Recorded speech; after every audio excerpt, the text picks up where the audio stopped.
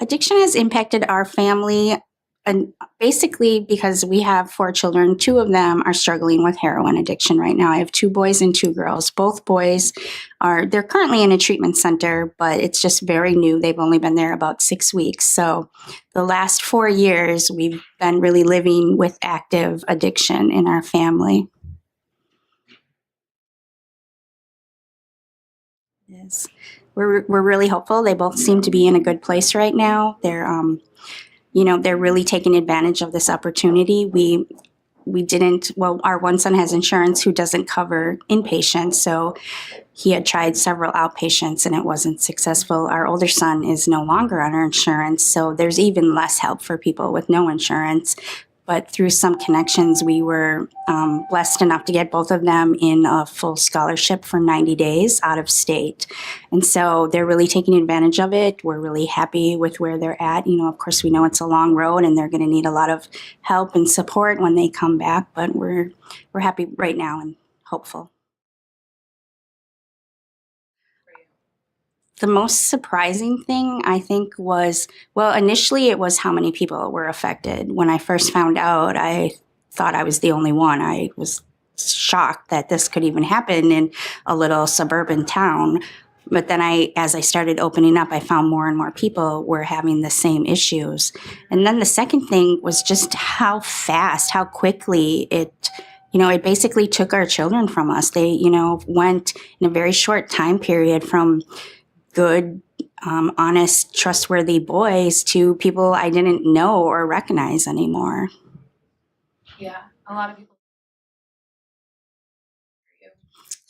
It's been difficult. It's not only a change in their character, it's also a change in their physical appearance.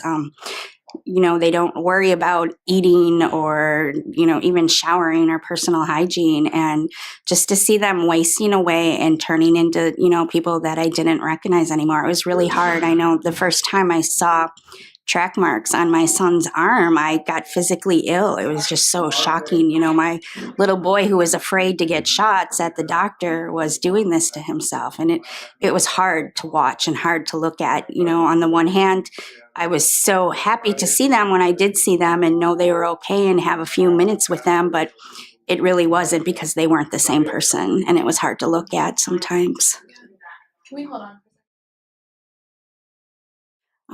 What I needed to hear as a mom was that it wasn't my fault, basically, that, I was not a bad mom. I had done my job in raising them.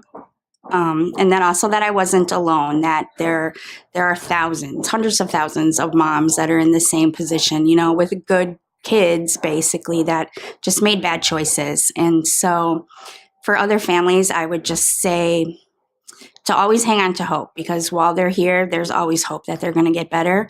And they do want to get better. No one that I know that struggles with addiction wants to live the way that they do.